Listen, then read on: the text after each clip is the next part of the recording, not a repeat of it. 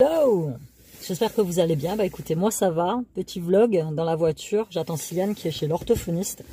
Aujourd'hui est un jour particulier, c'est son anniversaire, il a 9 ans. Et voilà, j'avais envie de faire un petit point au niveau santé mentale. Je vous en fais régulièrement, mais régulièrement il se passe tellement de trucs dans ma vie que... Enfin, au niveau là-dedans. Ces derniers temps, j'ai été... vraiment submergée par des flots d'émotions contradictoires, négatives, mais c'est des émotions qui avaient des trucs à me dire en fait, très clairement. J'écoute, ouais, j'écoute plus parce que je regarde pas forcément les vidéos, je les écoute comme si on écoutait un podcast d'une chaîne qui s'appelle Sagesse Stoïcienne, et c'est Sagesse de l'Antiquité, Marc Aurèle, tout ça. Et en fait, dans cette chaîne, ils te disent tellement de trucs. Et j'ai le chic à chaque fois quand j'ai une émotion ou qu'il m'arrive quelque chose pour tomber sur la vidéo. Je sais pas si ça te l'a déjà fait. Tu tombes sur le truc qu'il te faut au bon moment. Mais vraiment au bon moment. En ce moment, mes relations avec les gens sont très compliquées. Mais quand je te dis très compliquées, c'est parce qu'en fait, j'attends trop des gens. J'attends trop des gens. Je veux trop aider les gens. Sauf que les gens, j'ai compris un truc. Les gens, quand ils ont besoin d'aide, ils te le demandent. S'ils ne te demandent pas, n'essaye pas de forcer les choses. Et ça m'a porté préjudice dans le passé et ça continue, en fait. Donc, et je tombe sur cette vidéo qui dit, texto, pourquoi est-ce que tu dois rester seul? Et en fait, dans cette vidéo, le gars, Téléma, il s'appelle, c'est un stoïcien, un sage. Il te décrit exactement le même genre de sentiment que j'avais, enfin que j'ai eu au moment où je regardais cette vidéo, et il t'explique pourquoi il faut rester seul à ce moment-là pour essayer d'évoluer en fait. Moi, je suis quelqu'un, de toute façon c'est simple, j'ai jamais eu d'amis. Quand j'étais plus jeune, ma mère, elle était flippée de tout et tout le monde. Alors, je ne sais pas ce qui lui est arrivé quand elle était jeune. Mais pour elle, c'est simple, les amis, ça n'existe pas. C'est-à-dire que c'est forcément des gens qui vont soit profiter de toi, soit te faire du mal, soit te trahir. Donc, j'en ai jamais vraiment discuté avec elle parce que c'est ma maman, c'est quelqu'un de très réservé. Je sais qu'elle a eu une enfance qui n'a pas été marrante, mais c'est des trucs, en fait, pour bien faire, il faudrait que j'en discute avec elle pour savoir d'où ça vient, parce que fatalement, ça me touche moi. Tu vois, moi, je crois au transgénérationnel, c'est-à-dire des blessures ou des trucs ou des actes qui ont été commis sur des membres de ta famille, ça passe dans le sang, tu vois, avec l'ADN, et du coup, c'est des trucs qui te touchent toi, tu vois. Il faudrait que j'en discute un jour avec elle, mais je sais pas ce qui s'est passé avec les amis, alors que mon père, quand tu l'entends parler, lui, des amis, il en a eu plein. Donc, je sais pas, je comprends pas. Donc, quand j'étais plus jeune, bah, j'avais pas le droit de sortir. J'avais pas le droit d'avoir d'amis, parce que les amis, il fallait pas leur faire confiance. En plus, ils étaient français. Enfin, nous, à l'époque, les Portugais, c'est pas comme maintenant. La communauté portugaise, maintenant, elle est très ouverte. Moi, genre, dans mon collège, j'étais la seule portugaise. Par exemple. J'ai un trou. Par exemple, tu vois. J'ai été harcelée à cause de ça. Déjà. Je me rappelle. Enfin bref, c'est pas le sujet de la vidéo.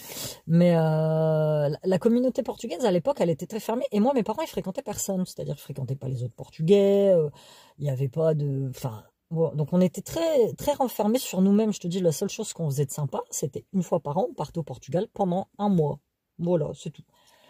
Et donc, j'ai jamais eu ce truc d'avoir des amis. Donc, même à l'école, j'essayais de créer des liens avec les autres. Mais comme j'étais déjà préformée pour ne pas avoir d'amis et ne pas créer de liens, ben en fait, j'étais amie avec personne. Tu vois, j'ai eu quelques copains, quelques potes. Mais dès qu'ils m'invitaient chez eux ou qu'ils essayaient d'avoir un suivi, ben ma mère, elle disait non. Donc, du coup, moi, j'étais la fille qu'on n'invitait jamais. Parce que tu le fais une fois, fatalement, et puis si tu viens pas, ou si tu sais, aux anniversaires, bah, il n'y a pas de suivi, fatalement. Moi, pour mon anniversaire, bah, c'est pas comme maintenant. Maintenant, tu le fais à l'école, tu vas à Kiddy te fait avec tes gosses, ou à Trampoline Park, peu importe, mais à l'époque, ça se faisait pas. Donc, en fait, socialement, j'étais coupée. J'ai commencé vraiment à avoir des amis au lycée, et encore, le peu d'amis que j'ai eu, ça n'a pas tenu, parce que j'avais tellement besoin d'être importante pour quelqu'un que je m'accrochais et finalement c'est moi qui finissais par tout faire péter en fait. Il y en a une fois, Christelle, je me rappelle, on était en voyage scolaire au Portugal en seconde, On était en voyage à Porto et elle m'avait dit un truc du style, de toute façon, tu me colles trop, t'es toujours, lâche-moi, t'es toujours derrière moi, tu veux toujours qu'on soit ensemble. Et moi, je comprenais pas pourquoi, parce que j'avais trouvé une copine qui me correspondait, et puis, alors, sans aucun lien amoureux, hein, faites pas... tu vois, c'est copine amitié, quoi, un peu du style Sex and the City, tu vois, moi, c'est de ça dont je rêvais.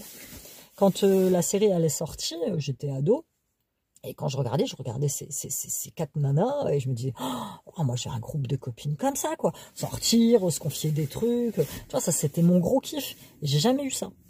Plus tard, plus âgé, j'ai commencé à bosser. J'ai pas eu des copines ni des copains. J'ai eu des collègues de travail qui essayaient de partager des trucs avec eux. Mais enfin, ça fonctionnait pas.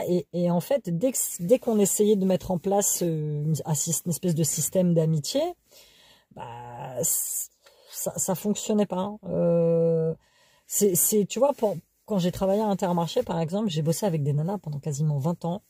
À chaque congé parental que j'ai eu, à Intermarché, j'en ai eu 3, puisque j'ai eu 3 enfants nés pendant que j'étais chez Intermarché. Les nanas, pendant mes congés parentaux, 3 ans, il n'y avait pas un coup de fil. C'était pas moi qui appelais, tu vois. Donc je me suis toujours crue inintéressante pour les autres. Pas digne d'amitié, pas digne d'avoir des amis, tu vois. Et puis, dans ma vie est arrivée Lucie, que je connais depuis très longtemps. Et en fait, Lucie, c'est très particulier parce que c'est une nana que j'aime beaucoup, mais c'est une nana qui n'a jamais le temps pour moi. Tout simplement. Mais pas que pour moi. Je pense que, parce qu'elle me parlait souvent d'autres amis qu'elle avait, et apparemment, elle n'avait pas le temps non plus pour elle. Donc, tu vois, j'ai été vraiment déçue. J'ai eu cette impression d'être abandonnée. Je peux pas t'expliquer. En fait, je me suis rendu compte que j'avais trop d'attentes envers les gens. Trop d'attentes. J'attends trop quelque chose. Et c'est maladif. Je pense que c'est une dépendance affective que j'ai, très clairement. Donc, j'ai pris la résolution de soigner ça. J'ai pris la résolution de soigner ça. Je vais en parler à l'hypno. Et il faut que j'arrête d'en attendre trop envers les gens. C'est simple.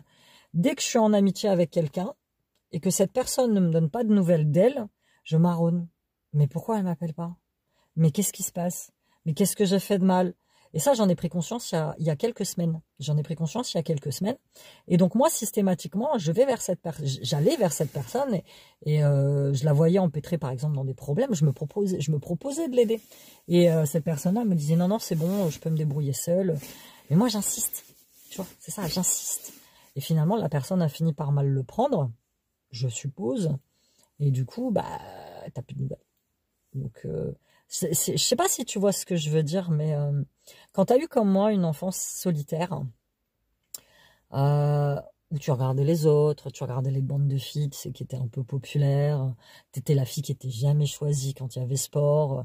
Moi, j'ai eu une enfance très solitaire socialement, tu vois. Après, bah, il y a eu le travail, et puis après, bon, bah, j'ai rencontré mon ex-mari, et du coup, tout mon truc s'est concentré sur ma famille, tu vois, parce que j'avais cette sensation que ma famille jamais ne m'abandonnerait. C'est pas, des années après, ça a prouvé que si, mais, enfin bref.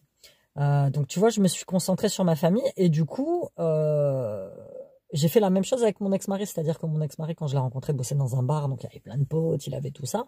Et moi, j'ai tellement manqué d'amour, d'attention, de machin, que je l'ai quasiment étouffé et j'ai fini peu à peu, petit à petit, par éloigner tous les gens qui avaient autour de nous.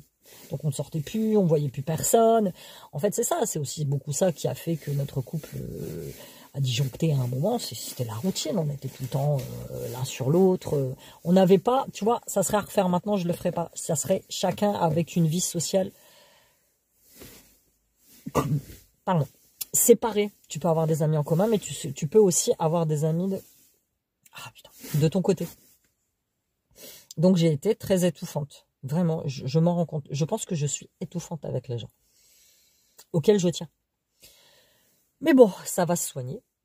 Et j'ai bien compris quelque chose maintenant. J'ai bien compris que quand tu as besoin d'aide ou quand les gens ont besoin d'aide, t'as pas besoin d'être derrière eux en train de les quémander, en train d'envoyer des messages, en train de tout ça. Quand les gens, ils auront besoin de toi ou machin, après ça dépend du besoin, évidemment, ben, ils savent te contacter.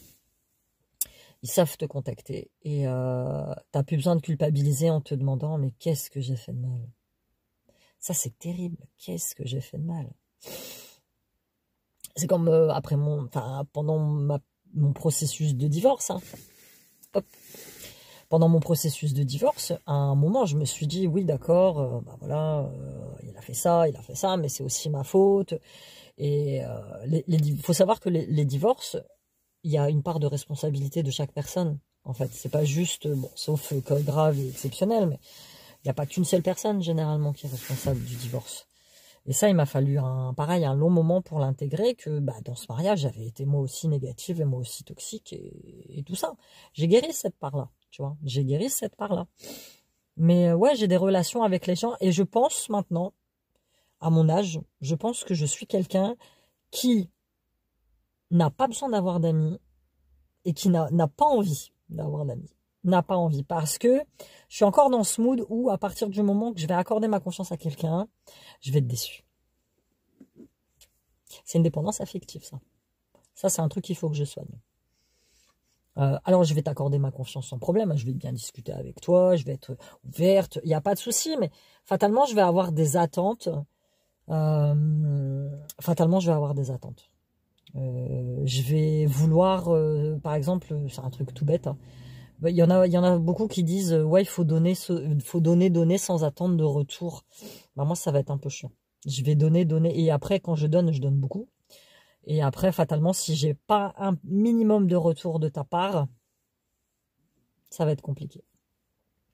Je suis encore trop dans ça, en fait. Donc, et je me dis que fatalement, je suis pas faite pour avoir des amis. Mais en plus, c'est une réflexion que j'ai partagée dans un de mes vlogs avec beaucoup d'entre vous qui m'ont dit la même chose, qui m'ont dit, Amy, on a été très déçus par des amis, des fréquentations, des potes, des collègues, ce que tu veux, que finalement, maintenant, on n'en a pas et tout va bien. Voilà, tout va bien. On est focus sur nous, focus sur notre guérison, sur notre santé, sur notre famille et ça nous va. Après, je te dis pas de t'isoler socialement, hein, c'est pas du tout ça, mais c'est quelque chose qu'il faut que je travaille. Mais je suis actuellement perpétuellement déçue par les gens que je croise. Tout le temps, tout le temps, tout le temps. Et voilà, c'est tout. C'est tout. C'est pour ça que pendant des années, j'ai dit que j'étais asociale, mais c'est pas vrai, je ne suis pas asociale parce que j'aime les gens. Les gens sont des êtres humains merveilleux, j'en croise tous les jours au quotidien. Et, je ne suis pas asociale, je suis sélective. Maintenant, je pense que je vais fréquenter des gens qui vont m'apporter des trucs. Si tu ne m'apportes rien... Après, c'est pareil. J'ai fait des croix sur plein d'amitiés que j'ai eues parce que, en fait, ces gens-là, ils étaient là à un certain moment pour te donner une leçon et t'apprendre quelque chose. Moi, Lucie, sa présence, elle a été là pour me faire grandir, m'apprendre une leçon, me donner quelque chose. Et à un moment, tu n'es plus aligné sur la même ligne d'énergie que cette personne-là. Toi, tu as grandi plus, ou elle a grandi plus, ou peu importe. Et à ce moment-là, la personne, elle part de ta vie. Parce qu'en fait, elle n'a plus rien à y faire, elle t'apporte plus rien à toi, et toi, tu lui apportes plus rien à elle. Donc, fatalement, il faut laisser partir les gens. Ça sert à rien de les retenir. Moi, je me suis accrochée à cette amitié pendant des années, pendant des mois. Mais pour moi, c'était pas une amitié viable. Tu vois. Alors, il y en a, ils vont se contenter... Après, ça dépend de ta définition de l'amitié. Il y en a, ils vont se contenter d'un coup de téléphone une fois tous les 6 mois, machin. Moi, j'y arrive pas.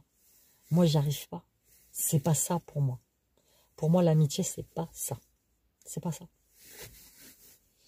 Donc, voilà. C'était tout ce que je voulais te parler aujourd'hui, des relations compliquées qu'on a avec les autres. Et à un moment donné, il faut te choisir toi, en fait. Te choisir toi, prendre soin de toi et guérir ce qu'il y a en toi à guérir, en fait. Et après, tu vas grandir. Je te dis pas, demain, je vais peut-être croiser quelqu'un avec qui je vais être super pote. Mais pour l'instant, tous les gens que j'ai croisés et tous les gens qui sont rentrés dans ma vie, la grosse majorité m'a déçu. Et je les ai probablement déçus, tu vois. Ça va pas... c'est pas que de mon côté, tu vois. Et comme il y a eu un gros manque de communication entre moi et ces personnes-là. Elle m'a mis un commentaire, oui, mais tu devrais appeler Lucie et lui expliquer, elle est injoignable. Je lui explique, elle est injoignable, la meuf. Je peux rien lui expliquer, tant pis. C'est comme ça, j'ai accepté de la laisser partir. Voilà, c'était tout pour ce petit vlog psycho, juste pour te dire de ne pas t'inquiéter, les choses se font quoi qu'il arrive, ce qui doit arriver arrivera, les personnes qui doivent partir partent, celles qui doivent rentrer rentrent, et que voilà, soigne-toi, guéris, pense à toi, choisis-toi en premier, et tout se passera bien. Je vous fais plein de bisous, bye bye.